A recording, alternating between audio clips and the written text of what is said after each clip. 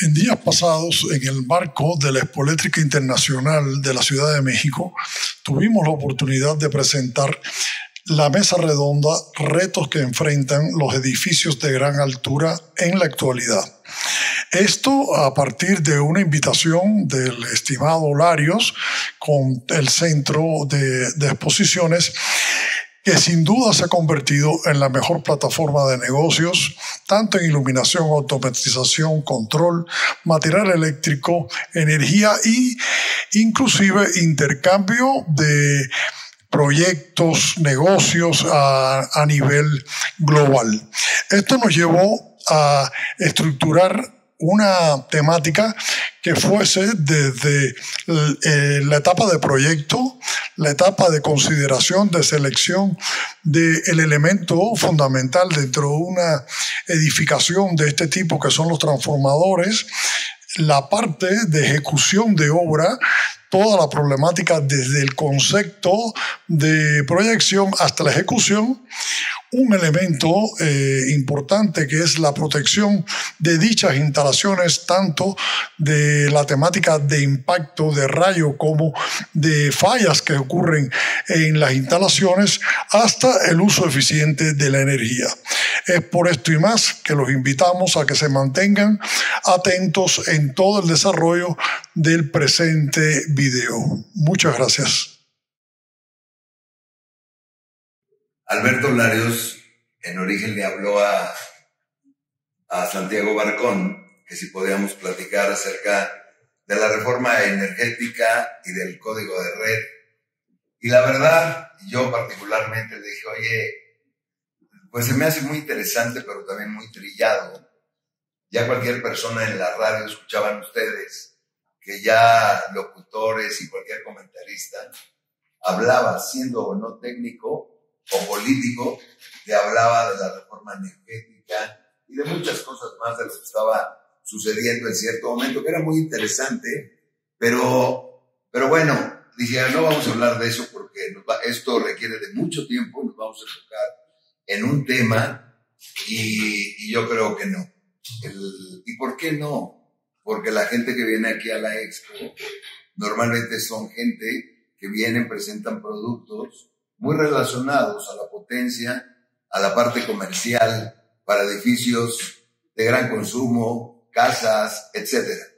Entonces, por eso decidimos aquí, me di a la tarea de invitar a las personas que ustedes ven aquí, y nos queda por aquí René, que va a llegar en unos minutos. Santiago estaba dando una conferencia, una videoconferencia con Hitachi, y que también se incorpora en unos minutos. Muchas gracias, Abel, por haber aceptado la invitación. Muchas gracias. Gracias, Pepe, que le pedí también que fuera nuestro moderador, y gracias por haber aceptado. Y bueno, por ahí, si me permites, en cierto momento, me permites el micrófono y seré quien te presente, que Pepe nos hablará del tema en cualquier estructura de edificación que vea, inclusive casas de habitación. Van a ver ahí la necesidad que tienen los sistemas de pararrayos y puesta a tierra, que dan que proteger o vidas humanas o pólvora, dependiendo cuál sea la clasificación de la edificación, y de eso vamos a hablar. Pepe, pues bienvenido, y te cedo el micrófono, y es todo tuyo. Gracias. Bien, ante todo es agradecer a los que están presentes por dos razones fundamentales. Como ven, está reunido acá. Falta para completar los dos, que llegan 2 siglos y medio de vida. Pero 2 siglos y medio de vida van con una mitad o casi un siglo de experiencia. Eso hace importante desde el punto de vista que para todos los que estamos acá involucra en un respeto a algo que es importante, aunque puedan existir arquitectos en la sala, licenciados y demás, el amor a ser ingenieros. El amor a la profesión. Hay en esta sala, no digo nombres, personas que no son ingenieros y sin embargo su amor por el trabajo han demostrado que se puede lograr llevar adelante una empresa. Entonces todo eso me lleva a, en primer lugar, agradecer la oportunidad que me están dando de coordinar a estas grandes glorias realmente de la ingeniería latinoamericana. Y ya que tenemos presencia inclusive de fabricantes europeos y demás, es que siempre se vea en América Latina un foco de capacidad de conocimiento, ejecución, respeto y proyección.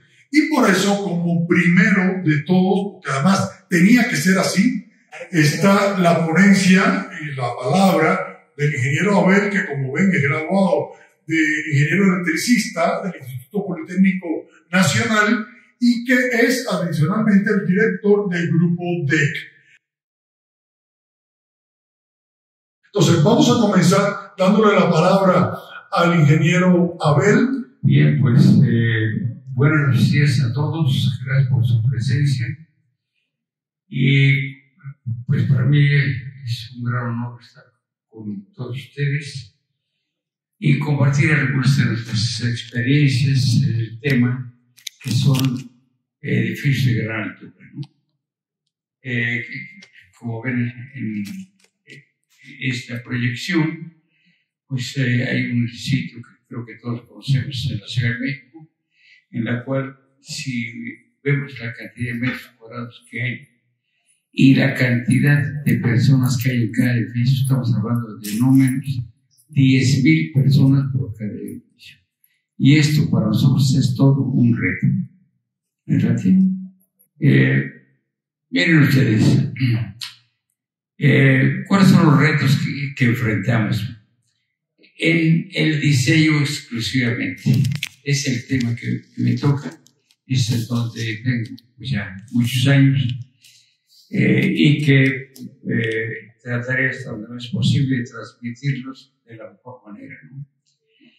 Bueno, los temas que vamos a tomar son los criterios que hay para diseñar, qué normatividad es la que recomendamos utilizar tanto nacional como internacional, cuáles son los puntos básicos de un diseño, para que después de que hagamos esto podamos hacer las especificaciones de los equipos y materiales. Pero la experiencia nos ha demostrado que, pues dada la complejidad que tiene un edificio de, pues, digamos, 60, 70 pisos, hay que elaborar una secuencia de operación, pero también todos lo conocemos, que hay una operación de estado normal y otra de emergencia. Y por último, pues hacer un análisis de las condiciones de operación.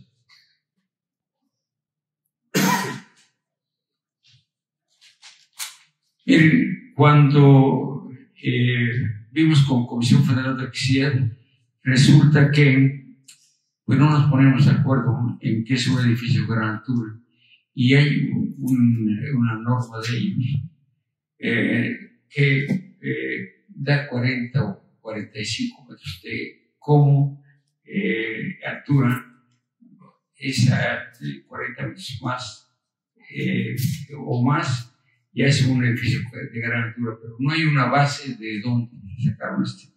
Entonces la NFPA 101 lo define como un edificio de más de 23 metros de altura. Y decimos, ¿por qué? Pues resulta que si uno llega con un carro de bomberos y levanta la escalera, la parte normal y más alta que puede alcanzar la escalera es de 23 metros.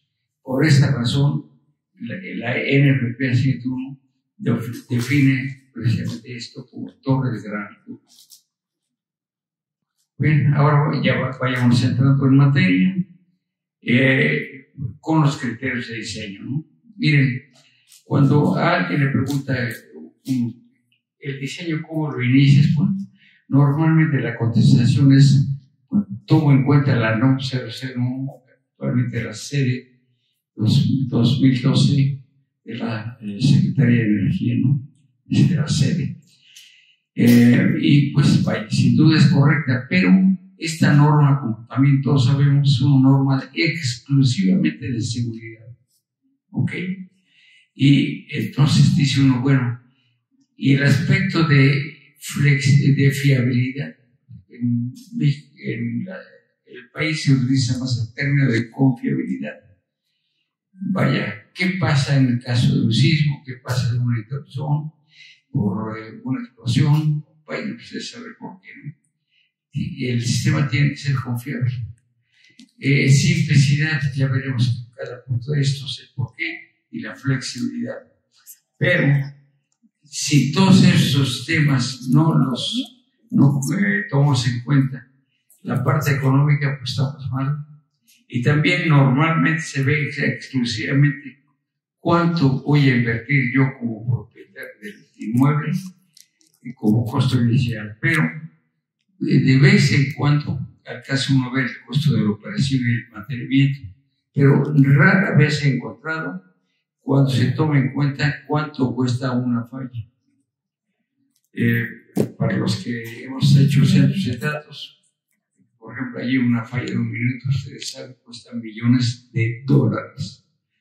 Y otras consideraciones como es la sustentabilidad, que ya es pues un concepto que tenemos que tomar en cuenta pues siempre, y la administración de la energía.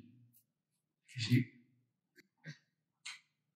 Y ahora ya entremos en cada uno de estos conceptos. Seguridad, ¿para quién? Pues para las personas y para preservar la propiedad. Y efectivamente, desde el punto de vista de seguridad, la que tenemos que aplicar la norma 001, que por cierto, aprovecho la oportunidad, tengo información, no la puedo dar porque es confidencial ya los detalles, pero que en muy poco tiempo la versión que era ya la de 2018, parece que ya está por salir en relativamente poco tiempo, repito, y pues vaya, creo yo que esto nos va a actualizar, porque para los que estamos en esto, la norma 001 está basada, es casi una traducción de la NFPA 70 del National Electrical Code del 2012. ¿Qué quiere decir? Que estamos, pero muy extremadamente retrasados desde el punto de vista tecnológico, ¿no? Bien. Además, tenemos que considerar que, pues, desde el punto de vista de seguridad, pues que eso siempre que no se trame contención y que no haya partes vivas o partes metálicas que no tengan esa conexión de puesta a tierra. Ahora, desde el punto de vista de fiabilidad o confiabilidad, ¿qué quiere decir esto, fiabilidad? Es la continuidad del servicio. ¿Qué pasa si tenemos una falla, ¿no? Pues puede tener repercusiones sumamente grandes, ¿no? Y llamemos porque al principio vimos una fotografía en donde aparece del lado izquierdo, para ustedes, lo que se llama Chapultepec, es una torre de 60 pisos.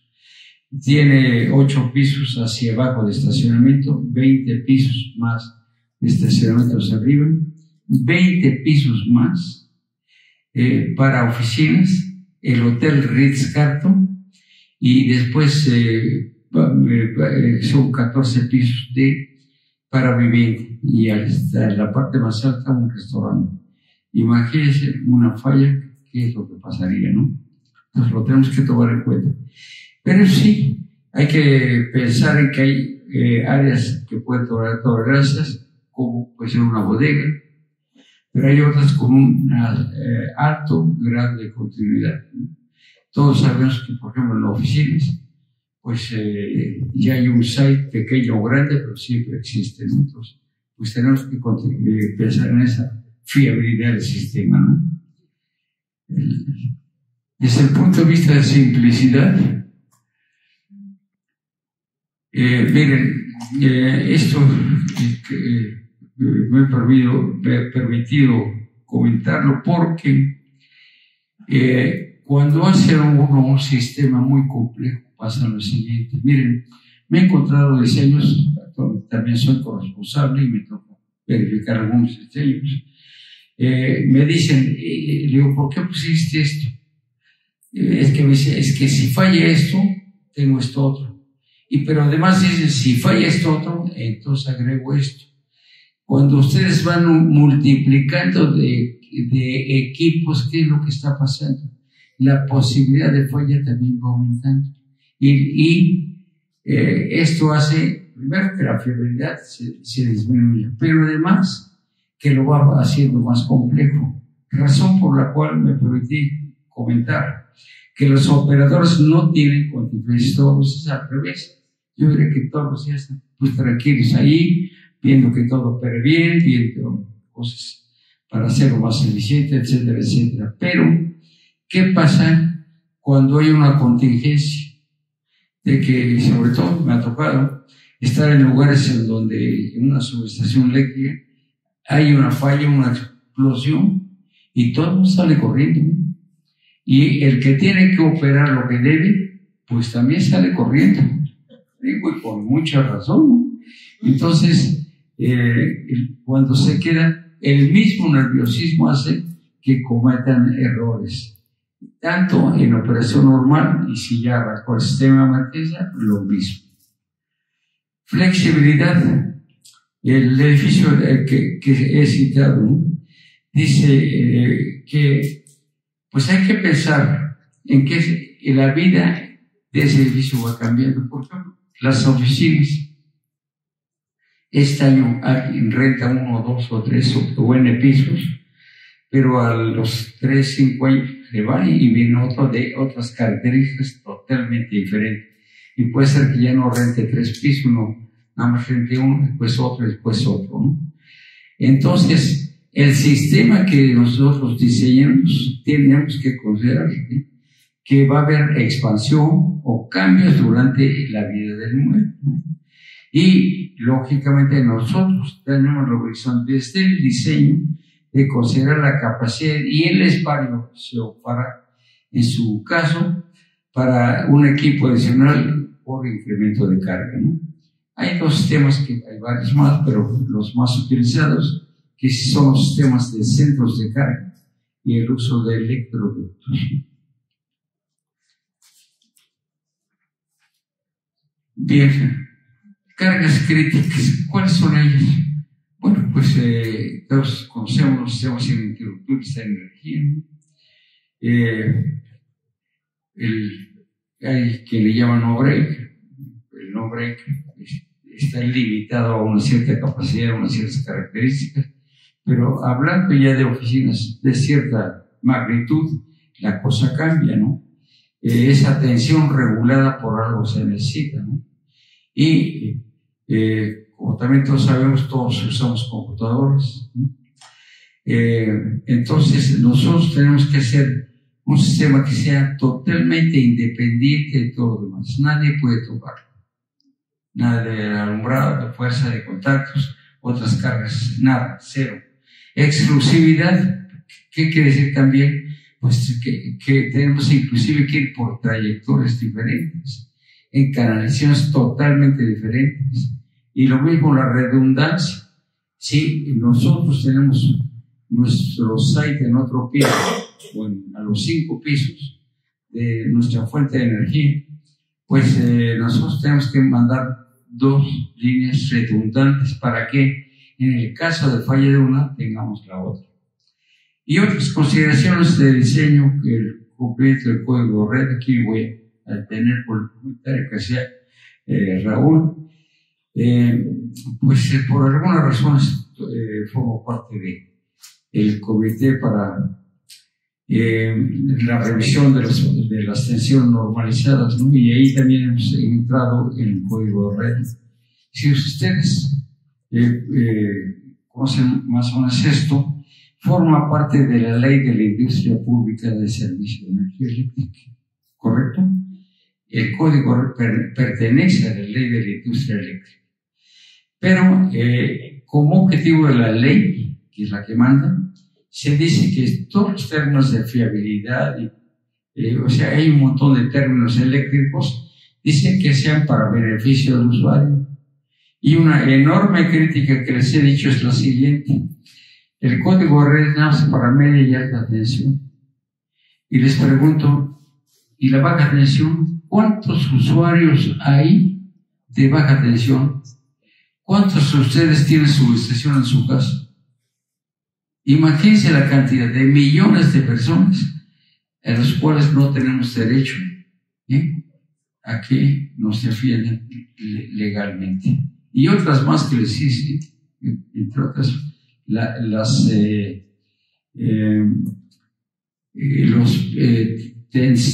tolerancias que dan a los voltajes de media tensión, que tampoco se vale. Pero en fin, es otro tema, ¿no? Además de eso, la sustentabilidad y administración de la energía.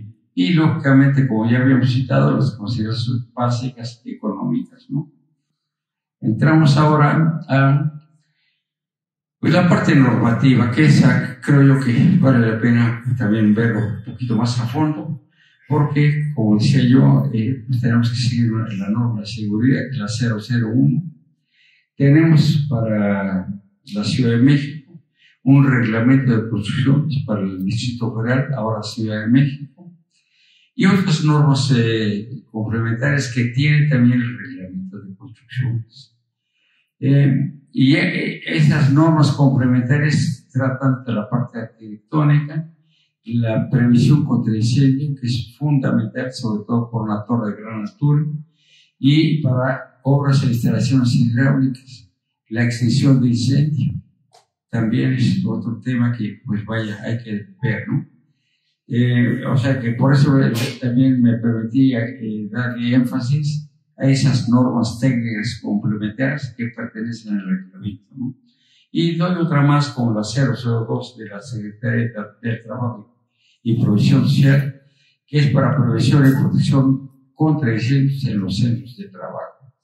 Pero miren, cuando estamos hablando de en un edificio 10,000 personas, ¿qué tenemos que hacer? Pues pensar en que un evento de importancia podemos tener gravísimos problemas, razón por la cual en forma general siempre nos permiten también utilizar normas internacionales como la NFPA, que se refiere a protección contra fuego, el NFPA 70, que es la base de nuestra norma, la 92, que es para sistemas para el control de fuego, y el 101, que es un código de seguridad. Pero también hay muchas más, ¿no?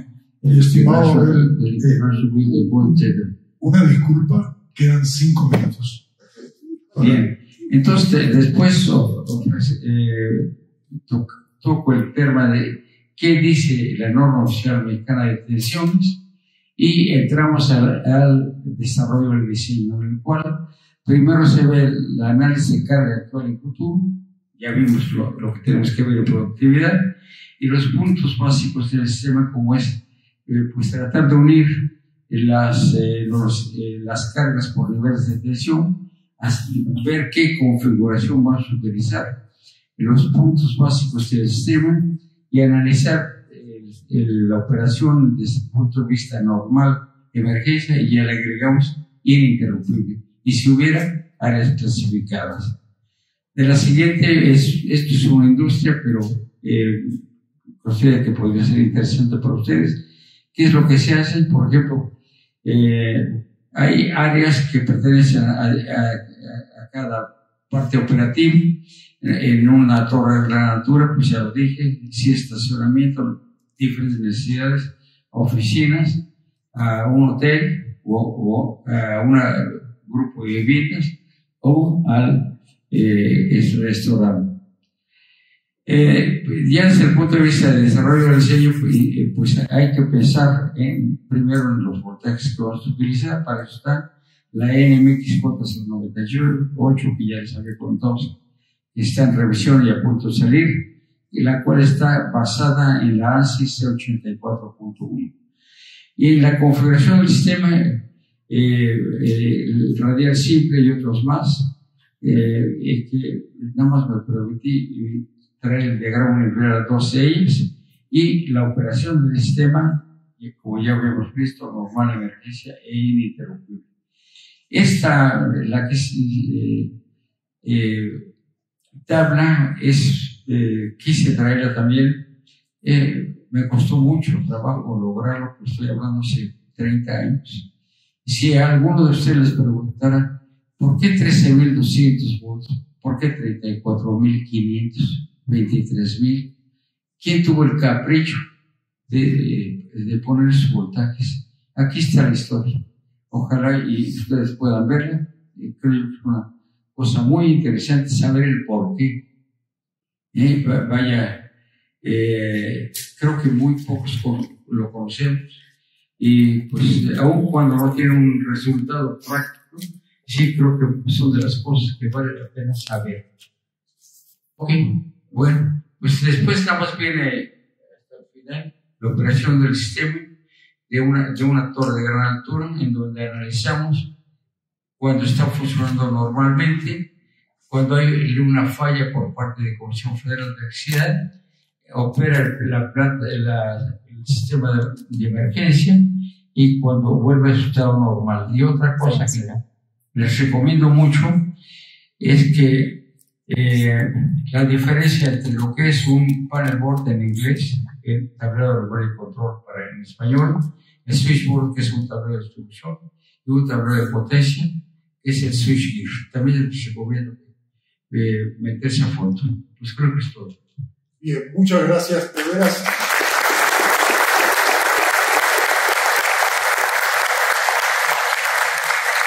Para no generar molestias en que se estén levantando, yo sí creo que el ingeniero Abel es de las personas que tienen conocimiento que pudiéramos estar una vida. Y por eso me pongo yo de pie, en nombre de todos ustedes, para agradecerte, siempre demostrando cómo una persona, pasen los años, si ama lo que hace, se actualiza.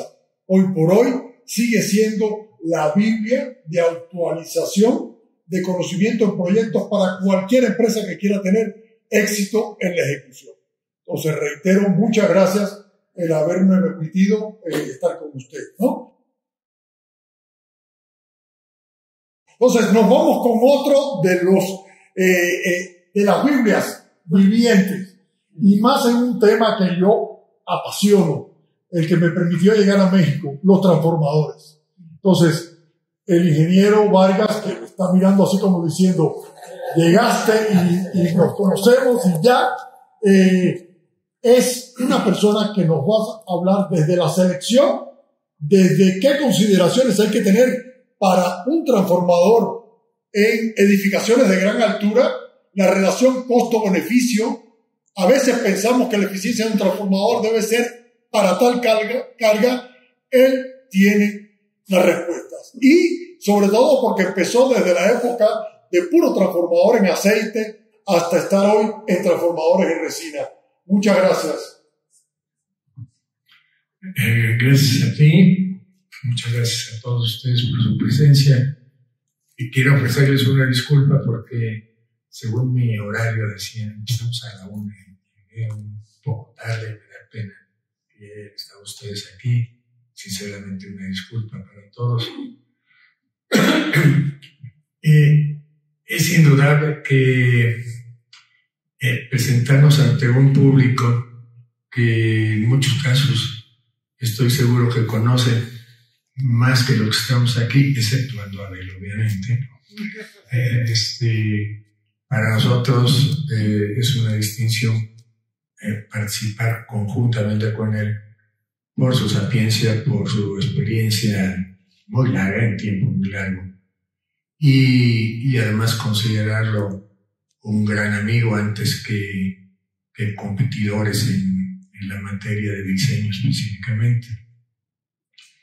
Quiero hacerles una introducción para llegar al punto que me corresponde o que José me está obligando a participar.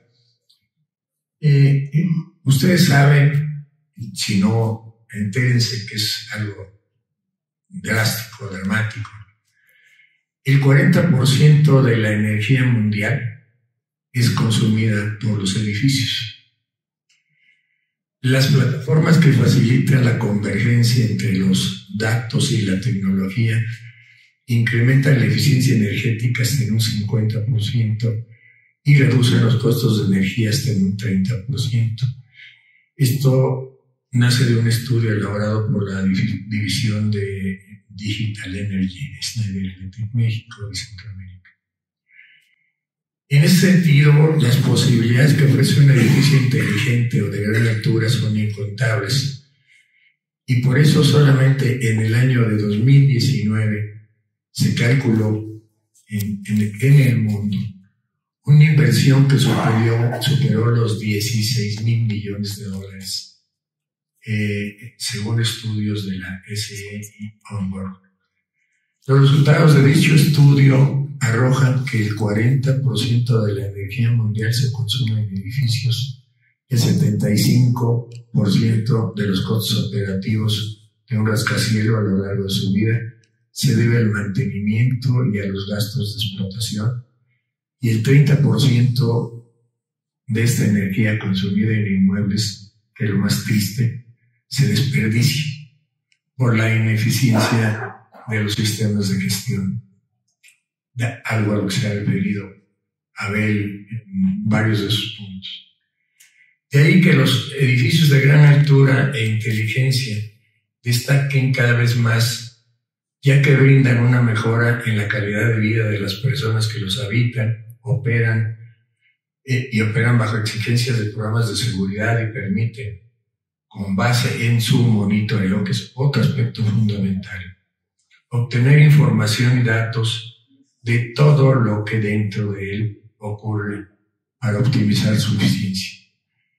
Imagínense un cuerpo humano perfecto, pero que puede tener fallas y que por lo tanto está sujeto a un monitoreo. Y los doctores que iniciamos a participar en su diseño, le entregamos esa responsabilidad posterior a quien lo administra, quien lo opera y quien da el mantenimiento adecuado. Dentro de los temas que fue desarrollando Abel, le llama los retos que enfrentan los edificios de gran altura en la actualidad, y se refiere justamente a los criterios de diseño. Como él ha dicho, las empresas que tenemos la oportunidad de no solamente construir, sino diseñar nuestros proyectos, iniciamos justamente con los datos que nos proporciona nuestro cliente, que generalmente es un proyecto civil. Ese proyecto civil, si tenemos las herramientas adecuadas, nosotros, en nuestro caso, utilizamos, y mucha gente de ustedes, un esquema Revit que nos permite que, al utilizar un esquema 2D, podríamos transferirlo a 3D e imaginarnos cómo vamos a construir ese diseño partiendo fundamentalmente de los datos que un cliente nos proporciona, los datos básicos, la carga instalada. Posteriormente tendremos que desmenuzar totalmente esa carga supuesta, esa carga instalada, que va a alimentar a N sistemas, los que obviamente ustedes se imaginan que ha dicho Abel, y que son verdaderamente los que van a hacer que funcione ese edificio, esa torre de gran altura, o edificios de gran demanda, como le hemos llamado nosotros. Y para ello, en esa consideración de la carga instalada o de la demanda contratada, empiezan a intervenir criterios que no pueden ser exactamente igual entre todos nosotros, entre nosotros mismos, sino que tenemos que analizar el criterio según la experiencia que hemos ido teniendo en el diseño, en la instalación y en la operación continua de esos edificios, y esa eficiencia y esas demandas medidas en tiempo, o sea, medidas exactamente para saber si la capacidad instalada, la capacidad demandada, es correspondiente a la vida diaria de la operación del edificio. Para ello, tanto en nuestra asociación como en trabajos en conjunto, independientemente de que somos una sociedad en competencia, empresas en competencia, hemos trabajado conjuntamente como equipos de trabajo, como aportadores de conocimiento, para que se transmita, en este caso por fortuna, a auditorio como ustedes, y ojalá se pudiera ser a otras entidades de estudio. Y entonces empezamos a trabajar con Comisión Federal, con las entidades que corresponden a la inspección final de los diseños y de las instalaciones, y empezamos a utilizar criterios específicos como son la demanda real, pero los factores de diversidad. Las cargas no operan todas al mismo tiempo en forma simultánea. Eso no existe. Y si uno solamente hiciera una fórmula matemática de suma de cargas, resultaría que la capacidad instalada sería inmensa. Eso no es correcto. Y eso es un principio que debe tener un diseñador de equipo y material para diseñar un conjunto. Hay otro término que es la coincidencia.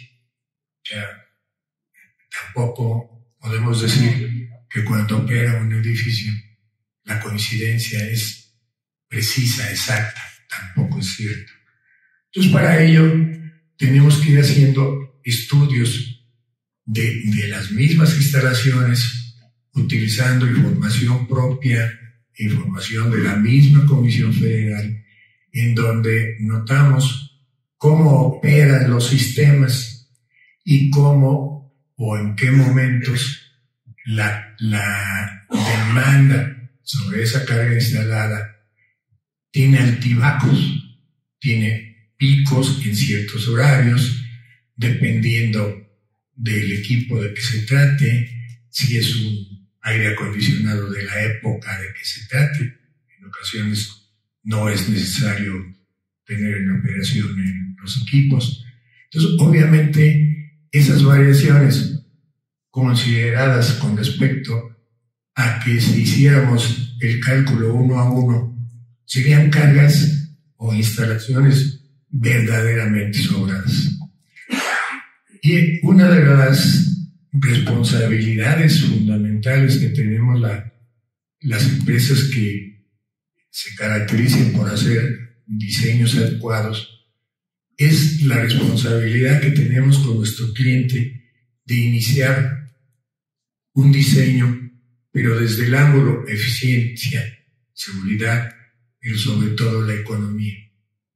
O sea, no tenemos la facultad de utilizar el dinero como queramos de parte de nuestro cliente, sino al contrario, tenemos la responsabilidad de eficientar un diseño y no diseñar equipos sobredimensionados. Que esa es una característica que sucede generalmente con muchas empresas que inician o novatos que inician en el ámbito del diseño, como para decir, no, prefiero no equivocarme, o sea, que no me vaya a fallar el equipo. Pero el sobredimensionamiento obviamente también trae consecuencias, y trae consecuencias cuando se inicien el cálculo de las protecciones correspondientes, etc. Y entrando a un tema que me gusta, que nací de él, que es el caso de los transformadores, que para mí es el corazón, o en muchos casos en una edificación hay muchos corazoncitos, que son N transformadores que son diseñados para específicamente las cargas para las cuales van a ser asignados. Hace un momento Abel habla de un edificio que tiene multifunciones. Es hotel, son oficinas, son restaurantes, etc. Y no, esas cargas no pueden partir, de hecho, de una sola unidad. Sí hay una acometida, sí hay un servicio de un seccionador de N-vías, etc. Partimos de la media tensión que llega a esa unidad, pero empezamos a diseñar una distribución eléctrica dependiendo de las cargas a las cuales se va a ser asignado ese transformador. Y por lo tanto ese transformador debe de ser diseñado en forma muy precisa, muy adecuada, no sobredimensionado. Ustedes deben de saber que el transformador básicamente, no, esto es una clase técnica, está formado por el núcleo y sus bobinas. El núcleo tiene una carga permanente, constante. Ahí está, o sea, se diseñó para 500, para 1000 kVA. Es una carga constante, unas pérdidas constantes, aunque no tenga carga. El núcleo está cargado, está energizado, está teniendo unas pérdidas, y esas pérdidas las está cobrando el suministrador. Según la carga, va entrando la bobina y va consumiendo ese transformador para lo que está diseñado la demanda. Pero resulta que así es la naturaleza del transformador. La eficiencia máxima de un transformador se viene dando al 70-75% de su capacidad, no al 100%, no al 50%. ¿Y por qué? Porque así es la naturaleza del diseño del transformador. Hay un detalle fundamental, dirían ustedes, pues es obvio, ¿no? Como una experiencia cuando entré a una fábrica de transformadores en mis inicios de estudiante, un detalle fundamental era no solamente la eficiencia de las pérdidas, sino la impedancia. Y tuve la experiencia de trabajar de ayudante en el laboratorio de pruebas de la planta en la que estuve. Y el resultado es que medían un valor bajo de eficiencia, de impedancia. Impedancia no nació en las cantinas, no lo considero. Pero en mi experiencia me mandaron al almacén porque el resultado del valor que daba el transformador en la impedancia, que debería de ser 5.5%, que tiene una tolerancia, las tolerancias a las que se refiere a él, de más o menos 7.5%, estaba baja.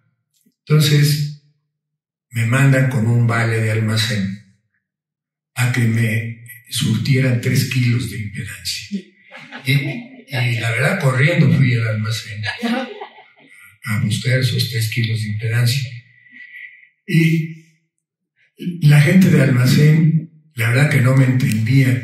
En la época antes de los registros en computadora, etcétera, había unas cartillas llamados cardex, unos cartones, y se volvió una revolución porque en la empresa no encontraban la susodicha impedancia, y a lo mejor no lo había pedido el de compras, etcétera. Bueno, es esa burla esa que ahora le llaman ustedes o a los jóvenes, ¿cómo se llama la palabreja cuando se burlan de nosotros? Bullying. La recuerdo con mucha satisfacción porque aprende uno que el valor de impedancia es fundamental en un transformador, porque cuando es excesiva, si no el diseñador tiene la idea exacta en su cálculo del transformador, el valor de impedancia, pues va a tener una caída de voltaje muy alto si no la considero, pero esa tiene un efecto inmediato en el cálculo de cortocircuito. Es un factor tan fundamental que si no consideramos el valor adecuado del valor de impedancia, la capacidad interruptiva de los transformadores en el secundario se nos va a ir para arriba. Económicamente estamos actuando mal. Entonces tenemos que hacer la consideración costo-beneficio, mercado, que existe en el mercado, para que cuando seleccionemos los equipos paralelos a ese transformador, pues se diseñen con la capacidad adecuada de los interruptores, pero con la capacidad adecuada del cortocircuito de cada uno de esos interruptores. Si no se hiciera así, vienen todos los efectos secundarios que ha mencionado Abel en los sistemas, en las fallas automáticas, porque el interruptor no va a soportar el valor de una corriente, y sobre todo en los casos de picos y rush, etc. Entonces, estimadísimo, me quedan 5 minutos. Puedo, de hecho, concluir, pero recuerden que en la tecnología ha avanzado tan considerablemente que cuando empezamos a diseñar los transformadores, todos venían en un líquido no combustible, en un líquido aceite transformador, que en el movimiento termodinámico de la combinación calor-frío hacía que se enfriara el transformador. Y ese recorrido fue avanzando a tal grado, y los aislamientos, que era en la tecnología básica hoy, ha hecho que los transformadores se vuelvan súper compactos, súper pequeños, los que siguen utilizándose en líquidos no combustibles o combustibles, hasta llegar a los transformadores que utilizamos ahora, torres de gran altura, que son transformadores de tipo seco, un material no combustible, un material autoextinguible, y con la ventaja, porque en ocasiones estos transformadores están instalados en el piso 10, 20, 30, 50 o en las azoteas, de que los transformadores pueden ser reparados en sitio, porque sus bobinas son telescopiables. Las bobinas pueden solicitar directamente al fabricante, y la reparación se hace en no más de 1 hora, sustituyendo las bobinas quemadas, y esas bobinas son desechables totalmente. Y la tecnología en materiales ha sido un gran avance. Yo diría que no solamente en la tecnología de los transformadores, como una nota, y eso le corresponderá a todos los fabricantes que ustedes han visto ahorita en la Expo, Siemens, ABB, Schneider, etcétera, de que estamos entrando a una época en donde fundamentalmente ya no se trata solamente de los edificios altos. En la cuarta revolución industrial, o sea, la industria 4.0, robots comunicándose con robots. Para no sustituir a los humanos, le llaman ese paquete cobots, robots con supervisión humana. ¿Para qué nos sirve? En caso de edificios, para la calidad de procesos, en su caso si hay automatizados, para producción masiva, para reducción de tiempos y de costos, para el desarrollo de plataformas digitales que nos van a permitir uniformidad, personalizar productos, la tecnología, impresión 3D, la nube digital, o sea, Starware, la realidad virtual, realidad alimentada, y ahora se está aplicando para automatizar sistemas de desmantelamiento. Entonces, estamos entrando en un área interesantísima. Abel toca temas globales que son del interés de esta plática, pero quise traerles algo complementario que que estamos, insisto, en diseño, y lo aplicamos en construcción, en nuestras construcciones o de terceros, tenemos que estar al día total en el avance tecnológico. Les agradezco su atención.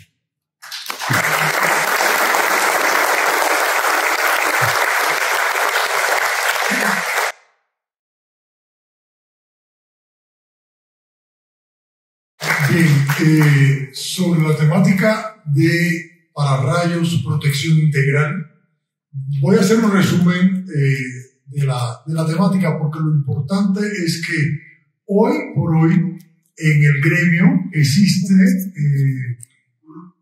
todavía el criterio de cómo va a ser una protección contra descargas atmosféricas. Está bien claro que ante todo no hay forma de modificar la naturaleza de la descarga atmosférica. ¿Bien? Hay solamente dos opciones: o utilizar tecnologías como son las tecnologías pasivas y el uso de las tecnologías activas, ¿no? Ahora bien, se hablaba por haber algo importantísimo en una instalación eléctrica, que todo elemento metálico tiene que estar puesto a tierra. Eso es algo esencial para que una instalación tenga mínima posibilidad de falla. Tiene que existir un concepto que es equipotencialidad, o sea, que todos los elementos metálicos estén conectados a tierra.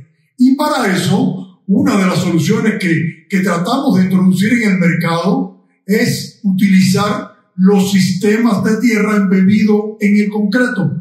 Es decir, que en vez de utilizar picas o electrodos enterrados de forma aislada y decir que hay una malla de subestación, decir que hay una delta para el pararrayos, que hay otra para sistemas electrónicos, ese es un grave error.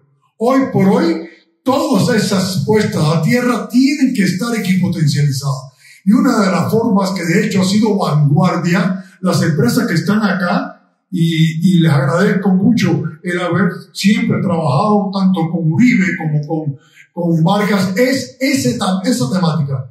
Anillos perimetrales en la cimentación, si se pueden incluir dentro del colado, mucho mejor.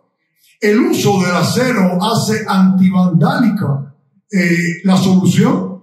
Y lo otro es evaluar siempre en edificios de gran altura las columnas como posibilidad de bajante de pararrayos. ¿Por qué razón? Porque la puede convertir en una jaula de Faraday. Y esa jaula de Faraday va a minimizar los efectos inductivos para los equipamientos electrónicos que están en su interior.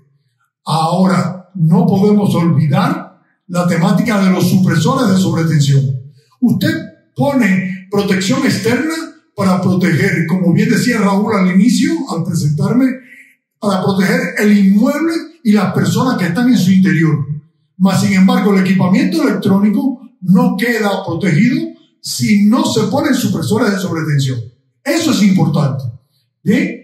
Y por último, ya para cerrar, sí quería tocar una temática que nos sigue golpeando en el mercado. Hay fabricantes que hoy comercializan puntas que no están aprobadas por normas internacionales. Hay dos opciones: o usted utiliza la protección con jaula de Faraday o utiliza pararrayos de dispositivos de cebado, pero pararrayos de dispositivos de cebado que estén probados en planta. ¿Qué plantas? Las que cumplen con normatividad NFC 17102 o la EN. Si no están probadas en laboratorio y son puntas hechizas, hay que considerarlas como puntas pasivas.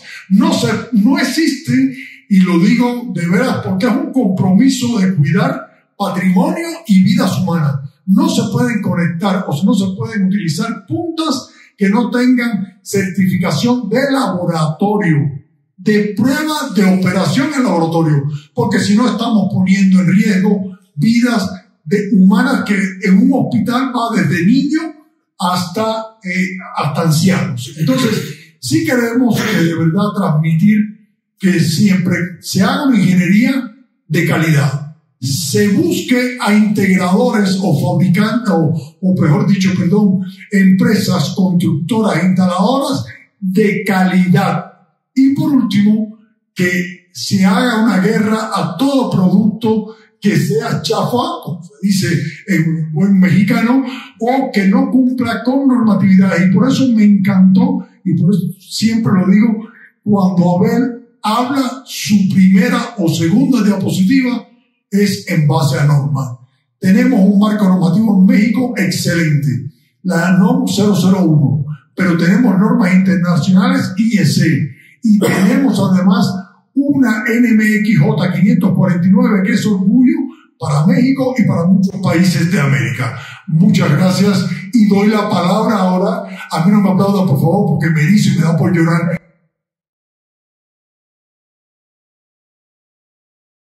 Le doy la palabra ahora a un maestro que de verdad he aprendido muchísimo, no solamente en la parte de ingeniería, sino en la parte comercial. El ingeniero Raúl Uribe. Raúl Uribe nos conocimos casi que por azares de la vida con la empresa Mesa, haciendo una visita a una de las obras emblemáticas del otro colega, era Reforma 222. De eso hace muchísimos años, yo trabajaba en la Mesa. Y entonces, desde ese momento, me di cuenta que la ingeniería, dolorosamente en las escuelas, de las cuales doy clases, no se le da el elemento económico al ingeniero. Porque se piensa que tiene que ser solamente raíz de 3. Y no, se demuestra que dolor al que le duela, pero los ingenieros somos el ombligo del mundo. Muchas gracias. Raúl.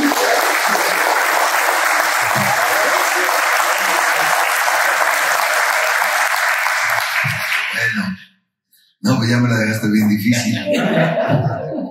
Oye, yo siento que hablo hombre, pero aquí Pepe me la gana. Ya dice que para todo mal mezcal, y anoche le entré mucho, pero veo que no jaló conmigo. Oye, bueno, pues muchas gracias, Pepe. Miren, yo les voy a hablar ya han hablado mucho del tema de las normas, y yo creo que ambos han descrito muy bien todo lo que son las edificaciones altas, que Abel definió muy bien, o que no hay una buena definición de los edificios altos o de gran altura. Pero bueno, el tema se llama eso, edificaciones o retos que enfrentamos la gente que hacemos instalaciones o ingeniería y la gente que construimos. Y yo les voy a hablar más bien lo que hemos vivido en la práctica, el día a día, en cualquiera de las edificaciones que les venga a su mente, en edificaciones de gran altura. Y empiezo, ¿qué retos enfrentan las grandes edificaciones y torres de gran altura con respecto al personal en el traslado? Y vengas el traslado del personal, llamémosle, y es un caso real. La Torre Vancomer, que tiene 52, 54 niveles, es una edificación de 184,000 metros cuadrados. Llegó el momento en que cuando el primer reto que teníamos era hacer una muy buena sincronización. En el momento que iba avanzando toda la estructura, hay una rampa que es un caracol que llega hasta un cierto piso, y teníamos que haber una buena sincronización de que llegaran las plantas de emergencia. Es una edificación que está 100% en emergencia, tiene 5 plantas, y el ponernos de acuerdo cuando te cuelan esa losa de cimentación para cada una de ellas, llegaban las plantas, pero aún no colaban. Entonces, ahora ¿dónde las ponemos? Y no teníamos un espacio porque no te permitían tener almacén dentro. Y entonces coordina en la noche el tráiler, la pluma que normalmente pueden mirar ustedes en cada edificación. ¿Cómo le hago para trasladarla, izarla y bajarla? Era todo un reto. que de todo esto cuesta dinero, porque el tráiler que se espere, que el de tránsito, y se te vuelve todo un tormento. Y luego otro de los problemas, a medida que iba avanzando la torre, uno de los grandes problemas que tuvimos, había 2 transformadores de 10 MVA, 10 millones de watts por medio, y obviamente el peso para poderlo rodar de la parte donde entraba la losa y llevarlo al punto del núcleo donde estaban las bases de estos 2 transformadores de 10 MVA, el peso no estaba considerado en el rodamiento de la parte de la estructura. Entonces tuvimos nosotros que reforzar bajo nuestro costo el rodar estas plantas estos transformadores hasta su punto. Repito, no estaba considerado estructuralmente, entonces refuérzalo para que trabajen entre columnas y traves, y ahora échatelo y van para allá. Otro de los puntos que considero que nos costó mucho dinero y que lo vivimos a diario, es la parte del traslado de personal en torres de gran altura. Ahí teníamos 2 elevadores, montacargas o como le guste llamar. Cuando íbamos en el piso 50 y había 3,000 gentes trabajando, y todos en promedio entran a las 8 de la mañana. Imagínense las colas que había para poder trasladar. Y uno de los problemas que vivimos a diario es, sube el maestro con su ayudante y se le olvidó un cople o un conector y está en el piso 50. Ahora baja, ve al almacén, platican, se echan sus cigarros. Y todos son pérdidas de dinero. Entonces, y como esos en cada una de las edificaciones, les pudiera decir, muchas veces esos gastos indirectos no se consideran en ningún lado. Ustedes pueden leer las bases de la licitación o concurso, pero nadie te dice eso. Y aunque tengas experiencia y pudieras decir, ¿y cómo lo resolvemos? O sea, sí se puede contemplar cuando hay una buena coordinación. La Torre Reforma de frente pusieron 3 elevadores y entonces no hubo ningún problema en la coordinación. El personal, unos entrábamos a las 7, 7:30, 8, Vancomer y John Alazal dijo, no, aquí se entra a las 8 y no hubo para dónde. Entonces, todas estas pérdidas te van pegando, ¿en qué parte? En la parte de tu utilidad. Y es donde te va mermando. El punto número 2, con respecto a la elaboración de proyectos de ingeniería, pues se ha hecho un mal hábito en las grandes desarrolladoras de este país, mayormente en la comunidad judía, donde te piden que elabores un proyecto del cual no te pagan un peso, amén de que te dediques como Abel solo a hacer ingeniería. Esto es lo que vale mi proyecto y no tienes ningún problema. La gente que hacemos ingeniería y obra, la verdad te dicen, oye, pero llevas mano. Es decir, tú vas a hacer la obra y cuando te ponen a concursar contra 5, entonces ya no llevas mano en nada. Y entonces te dicen, pues no eres el más caro, pero eres el de en medio. ¿Y eso qué quiere decir? Que necesito que te bajes más la bajo del primero. Y entonces, ¿dónde está la mano? Ya tienes una pérdida de 2 millones, 3 millones de pesos en la inversión que hiciste en ese proyecto. Y hoy es el pan de cada día de la mayor cantidad de proyectos que nosotros hacemos. Oye, sí, nos vemos beneficiados con la obra en mayoría de veces, pero la verdad ya llevas una pérdida nuevamente. Te comparan contra todos y siempre tienes una pérdida que ya la llevas apechugando en la parte de tu utilidad, en ningún otro lado. No es en el costo de los materiales y equipos, no es en la mano de obra, no es en el indirecto, es en la utilidad.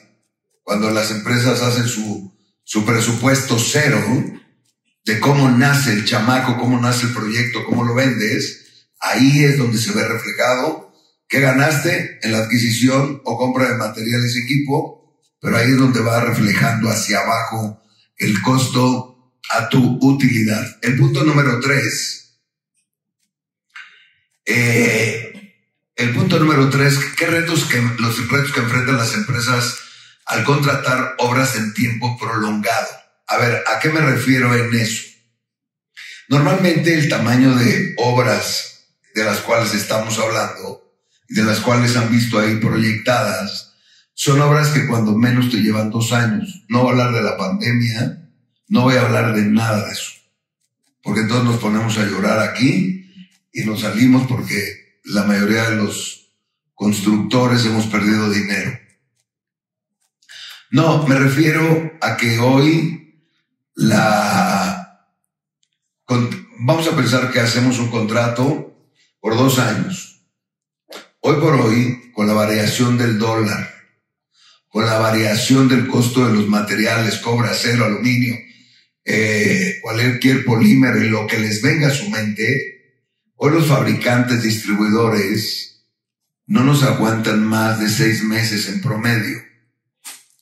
¿Qué quiere decir? A mí me dan un 30% de anticipo, hago un contrato por 2 años que afianzo y lo peor de todo, que los contratos hoy por hoy que hacemos son así. El contrato dice claramente, por aprecio, volumen alzado, tiempo determinado, o sea, no más de 2 años, no hay alza de precio en 2 años, y más vale que cumplas, porque si no, van las penalizaciones por día y cuestan millones.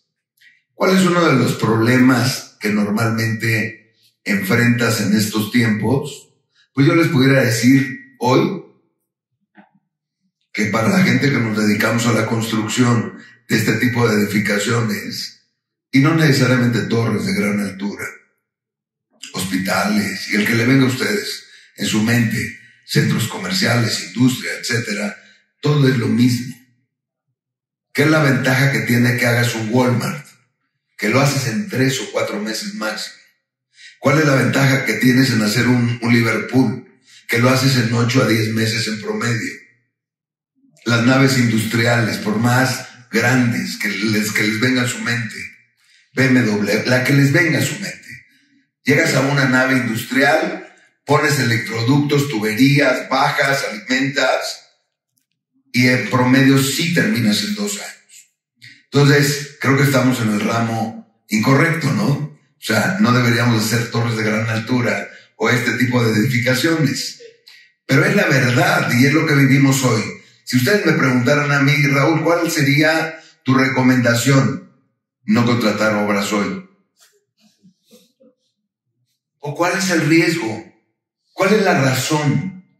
Oye, que se ponga la medalla a alguien para que diga estuvo Uribe ahí, en la más alta, pero ganó, pregúntale a Raúl Uribe. Y digan, ¿cuánto ganaste? No, al contrario, hoy queremos recuperar lo que invertimos. El no perder es ganar. Y eso no está padre, ¿no? Entonces, esa es una de las cosas que las estamos viviendo hoy por hoy. Bueno, el punto número 4, creo que ya habló Abel y René, mayormente a René, con respecto a los factores de demanda, de simultaneidad, con respecto a la carga instalada, conectada y los valores de demanda real. Miren, en paz descanse un amigo, del cual le mando un saludo al cielo, Alfredo Arellano. Cuando yo era presidente de la AMERIC, creamos no era el club para ir a chupar, era el club de la hipotenusa, que René nos hizo favor ahí en Reforma 222, prestarnos con su presencia su departamento. Nos reuníamos, un grupo de 8 ingenieros, a hablar del tema de lo que acabo de mencionar. Carga instalada, factores de demanda reales. Cada uno de nosotros presentamos documentación, hicimos partícipe a la Comisión Federal para decir, oye, pues los factores que normalmente me obligas a aplicar para seleccionar unos transformadores malamente es, les pongo un ejemplo también. En promedio, la Torre Vancomer tiene 16 millones de watts. Se contrató una carga de 8.9 megawatts. Nosotros a través del tiempo le hemos dado mantenimiento.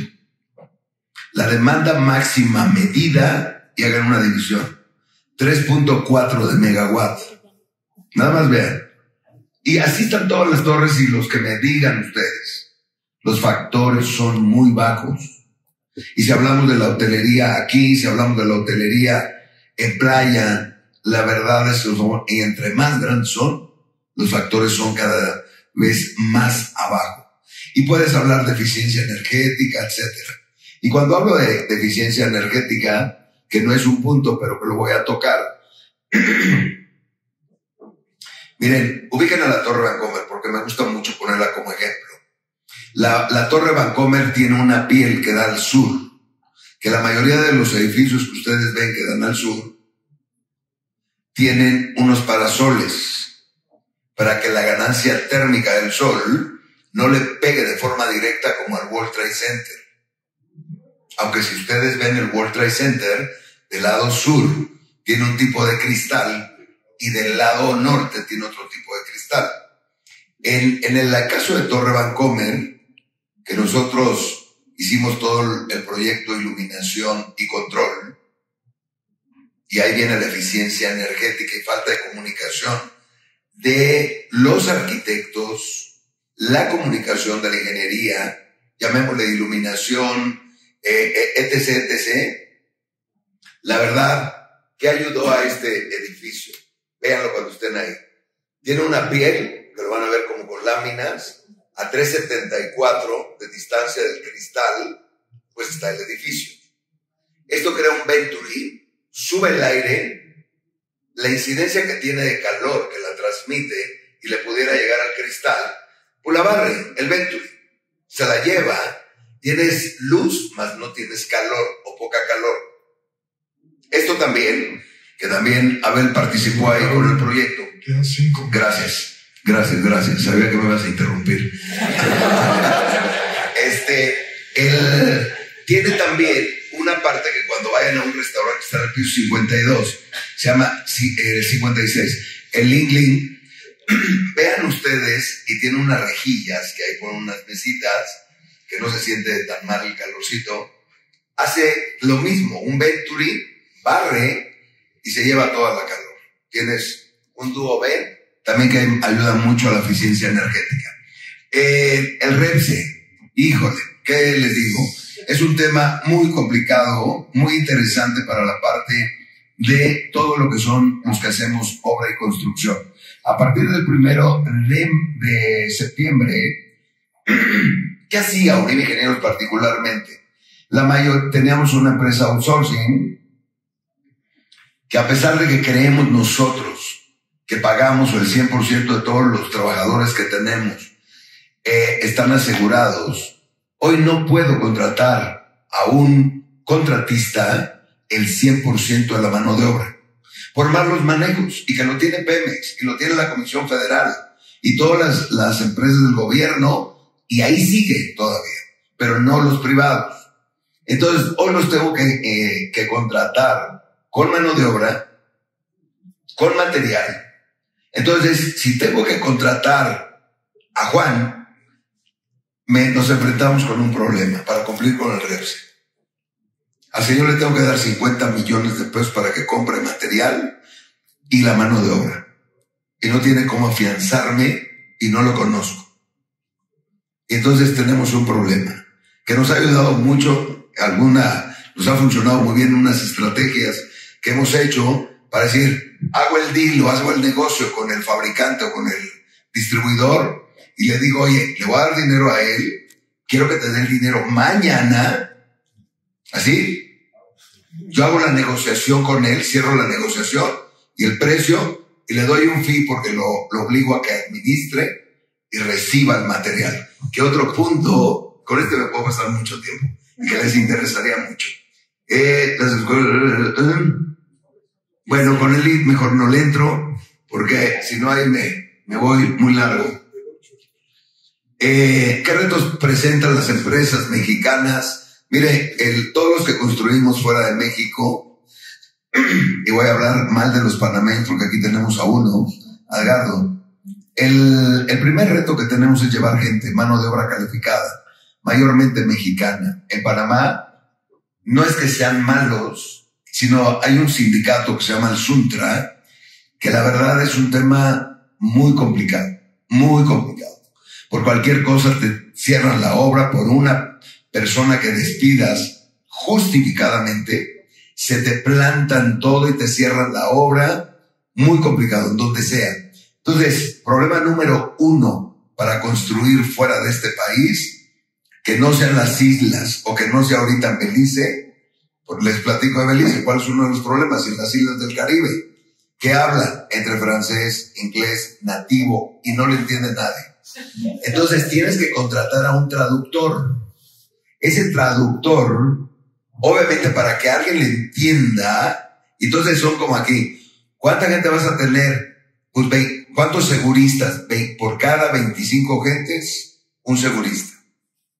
Allá tienes que tener casi por cada 2 gentes un traductor, porque no le entiende. Es todo un tema. Llevas gente de México que no hablan inglés y el proyecto viene en inglés. Y entonces, solución. Tienes que llevar gente mexicana, 100%. Tienes que llevar a la doña que guisa bien, que haga memelas y que haga sopa y todo, y los chiles en vinagre y todo. Y otra cosa, obviamente tienes que trasladar para que no se te regrese la gente. Te tienes que llevar a la mujer y a los hijos, porque vienen a los 3 meses y ya no regresan. Y entonces la continuidad en las instalaciones se te vuelve muy, muy complicada, sin tener que mencionarles el abastecimiento de materiales. Todo Centroamérica, todas las islas es todo un tema. Panamá, ¿por qué no decirlo?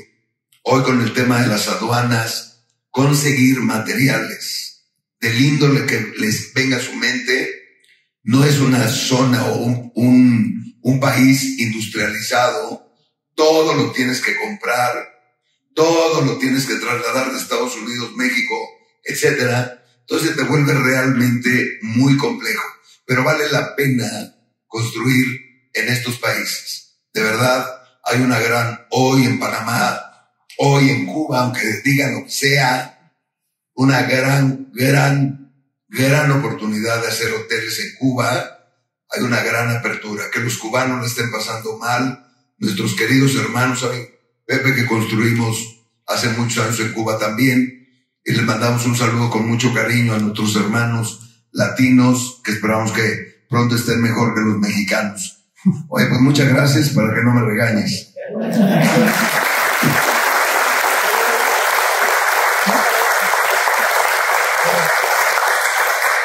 Si han visto la forma en que se ha ido llevando el panel desde la normatividad hasta siguiendo con el corazón de una instalación que son los transformadores, después a la ejecución por parte de Raúl.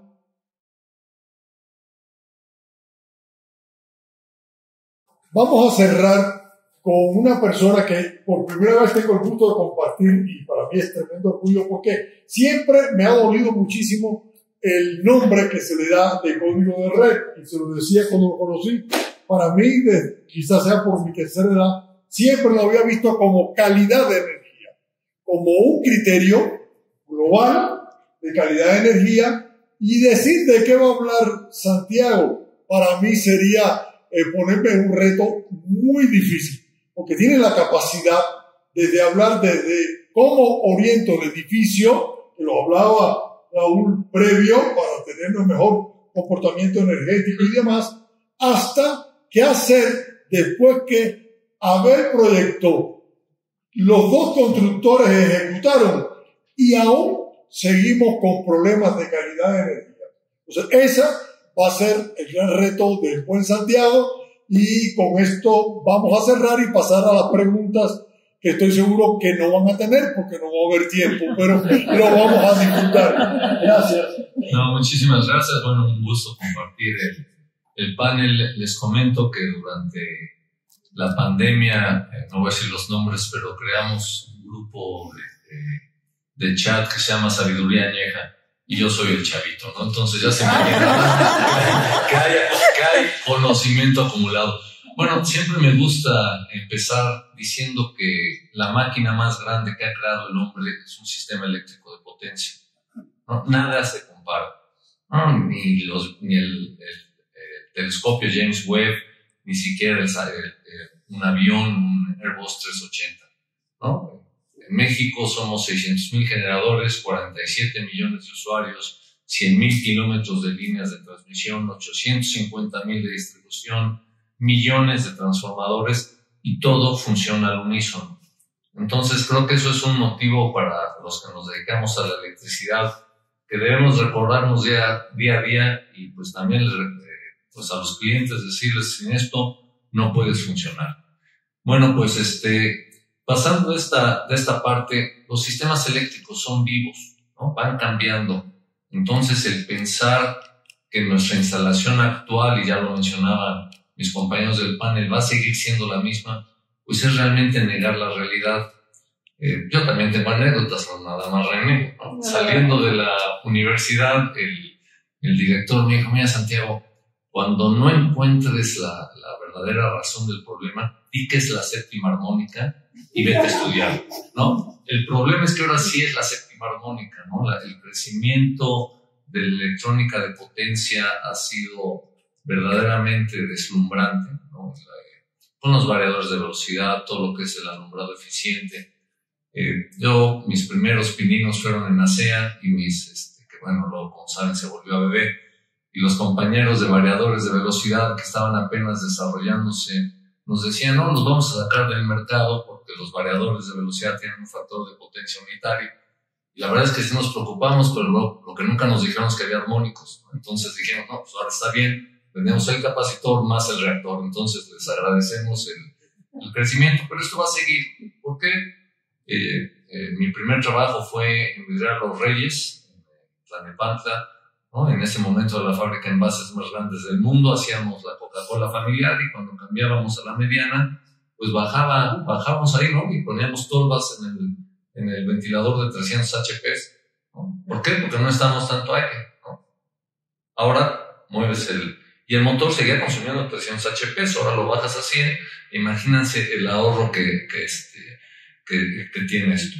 Y bueno, pues en la medida que van cambiando los sistemas, ¿no? Pues yo recuerdo cuando estudiábamos, ¿para qué usábamos el neutro? Pues para el desbalance, ¿no? Ahora hay que tomar en cuenta que la tercera armónica circula por el neutro, por lo cual entenderán por qué Procable siempre está dando cursos de armónicos, ¿no? Porque quiere vender, ¿no? Yo creo que todos los que se dedican a conductores, de vender 3.1 pasaron a vender 4.5 o 4.7. Entonces Procable, Procobre, una disculpa, es Procobre, siempre ha estado pues en esta función de ir empujando la utilización el conocimiento de los armónicos, ¿no? También ahora que estaba hablando René, recordé mis épocas de fabricante de capacitor y los bifeniles policlorados, ¿no? Que eran una verdadera maravilla. Podías hacer el peor diseño, le ponías bifeniles policlorados, que era el impregnante, que luego se descubrió que pues era altamente contaminante, y peor aún, no se degradaba. ¿Cómo lo descubrieron? Pues ya saben cómo son los gringos, ¿no? Oye, es que hay el DDT, ¿no? Y se muerde el mosquito, y cae sobre el río Hudson, y sobre el río Hudson llega el pescado y se lo come, y luego vamos a estarnos comiendo DDT. Entonces, pues, sacaron pescados, ¿no? Los empiezan a analizar, ¿no? Y lo que tenían eran bifeniles policlorados, pero en cantidades increíbles. ¿Por qué? Porque General Electric tenía la fábrica de capacitores 400 kilómetros arriba sobre el río Hudson, ¿no? Esto hizo que se cambiaran todos los capacitores y todos los transformadores en Estados Unidos, bueno, y a nivel mundial. En México también se dio este proceso, con lo cual verán la importancia de estarse manteniendo. Quisiera darles algunas cifras, voy a cambiar de tema ahora, la confiabilidad. El Electric Power Research Institute, que haciendo un poco de historia, se creó en 1965, después del apagón, para analizar cómo dar confiabilidad a los sistemas eléctricos, pues ha estado muy adentrado en todo lo que es la calidad de la energía, la calidad de la potencia, y que ha descubierto, bueno, pues que en Estados Unidos el costo de las fallas cuesta $150 mil millones al año. Y esto hay que compararlo contra lo que se paga, ¿no? Se pagan $450 mil millones, es decir, de cada dólar que se paga, y esos son grandes promedios, por supuesto incluye las pérdidas de producción, los reprocesos, de cada dólar que pagan de energía eléctrica en el país del tío Sam, 33 centavos adicionales se van en pérdidas. Pero lo más relevante es que el 80% de estos 150 mil millones son internos, no son de la red, ¿no? Yo sé que a todos los ingenieros que empezamos, el haber trabajado con Lucifuerza y CFE, nos compró 3 años para poder estudiar, porque todo es culpa de Lucifuerza, ¿no? Yo nunca cometí un error adentro de la vidriera. Pero esto no es solamente dependiente del país. Leonardo Energy, que sería un equivalente al EPRI, encuentra estos mismos valores, 180 mil millones de euros y 80% de las fallas internas. Con lo cual creo que es importantísimo el estar revisando en forma continua, y lo cual me lleva ya al código de red. El principal beneficiado de hacer es el centro de carga. ¿Por qué? Porque se obliga a verse en un espejo, ¿no? Yo he llegado a plantas que tienen 40 megawatts de demanda, que cuando me sacan el estudio de cortocircuito me dan ganas de ponerme guantes blancos como si fuera a tocar uno de esos libros impunables. No vaya a ser que le pegue un poco de grasa al plano y no lo vuelvan a recuperar. Y ese centro de carga había pasado de 10 a 40 y no habían actualizado absolutamente nada. ¿Por qué no hay mayor tragedia? Bueno, pues porque el fabricante de equipo le vende el interruptor de mayor capacidad interruptiva, ¿no? Que a lo mejor ni hacía falta, pero bueno, pues si me lo compra, lo aprovecho. Y esto pues ha hecho que se degraden las instalaciones, además de la filosofía de que todas las fallas son de CFE, ¿no? Lo cual pues ya vimos que no es cierto. Entonces, este estudio de cortocircuito, de código de red, los obliga pues a hacer un estudio de cortocircuito, a ver la calidad de potencia, a ver su coordinación de protecciones, ¿no? En sí mismo es algo que es un enorme beneficio. Más del 20% de los centros de carga que hemos encontrado, que hemos hecho estudios, tienen interruptores que ya no tienen la capacidad de liberar. Entonces, son cosas vivas, ¿no? Lo hiciste, el sistema se va mallando, va creciendo el nivel de cortocircuito, la aportación, internamente creces tu planta y resulta que tu interruptor ya no tiene la capacidad, con lo cual, pues si hay alguien enfrente, no les quiero decir qué sucede, y el 80%, otra vez, este famoso 80% de los incendios vienen de cortocircuito. Y termino diciendo que esta falta de cuidado empresarial sobre la seguridad eléctrica, ¿no? Yo les puedo garantizar que todos estos que dicen empresa socialmente responsable no tienen ni idea de cómo está su instalación eléctrica. Bueno, habrá 2 o 3 excepciones, ¿no? Cuando les preguntas, oye, el nivel de cortocircuito, se quedan en blanco, ¿no? Una de las principales cadenas de cine dice, bueno, vamos a empezar lo del código de red, pero lo de cortocircuito sale muy caro. Y estaba con el director de operaciones y el director de compras, con su personal, y les digo, ¿cuántos incendios tuvieron el año pasado? Entonces voltean a ver los jefes, a ver quién había soltado la sopa, ¿no? Y le digo, no, esto es nada más estadístico, ¿no? Como escribí en un artículo de Energía Hoy, bueno, no soy profeta, soy ingeniero eléctrico, no necesito saber que si no haces estudios de cortocircuito vas a tener broncas internamente. Entonces, pues yo los conmino a apoyar esta regulación. Creo que es en beneficio de todos, es en beneficio del país, ¿no? Imagínense lo que cuesta en México la mala calidad de la energía. Y termino, bueno, pues para los que son más jóvenes, hay que seguir estudiando, ¿no? Yo creo que los que estamos aquí somos una muestra viva de eso. Yo recuerdo una cifra, y bueno, yo estoy muy activo en el IEEE, ¿no? Todo el mundo se mete de estudiante al IEEE, ¿no? Y en cuanto sales ya te cuesta, en lugar de los $10 anuales, que entonces sí, bueno, pues te pones el fistol y andas, ¿no? Vas a los bailes, no, esto es el IEEE, es la ley de la mano derecha. Tesla y Edison y yo fuimos socios, ¿no? Fuimos miembros, por cierto, Edison y Tesla fueron miembros, ¿no? Son colegas, ¿no? Y voy a terminar con un chascarrillo, pero por favor, Chatham House, no lo vayan a decir fuera. Entonces, es importantísimo el seguirse preparando, ¿no? Porque esto cambia, ya lo vimos, ¿no? Los variadores de velocidad, los transformadores. ¿Quién iba a pensar que a un transformador se le puede cambiar la bobina, no? Y bueno, el chascarrillo termina que soy socio del Club Mundet, entonces pues también soy cosocio del licenciado Bartlett. Somos cosocios también. Y bueno, pues muchísimas gracias y estamos para servirles como siempre.